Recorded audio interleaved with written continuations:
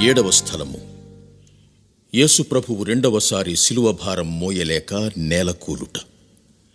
యేసుక్రీస్తువా, మిమ్మారాధించి మీకు స్తోత్రము చేయుచున్నాము. ఏలైనా మీ తిరుసేవ చేత ఈ లోకమును రక్షించితిరి. క్షీణించిన శరీరంతో ముందడుగు వేయలేక ప్రభువు మళ్లీ నేలకూలారు. గాయాలకు రాళ్ళు రప్పలు తగలడం వల్ల వేదన ఎక్కువయింది. అయినా ఆయన మనస్సు ఒకే ఒక్క ఆలోచనతో నిండిపోయింది. అదే తండ్రి చిత్తం నెరవేర్చటం.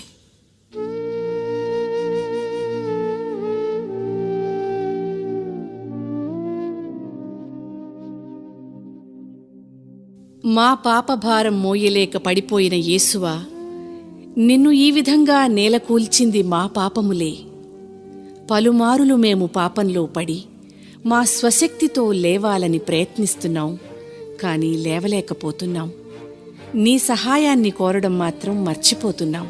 ఇక ముందైనా కష్టాలలో పడిపోయినప్పుడు, పాపంలో కూరుకుపోయినప్పుడు మీ సహాయానికై మా చేయి చాపేటట్లు మమ్ము ప్రేరేపించండి స్వామి. ఆమేన్.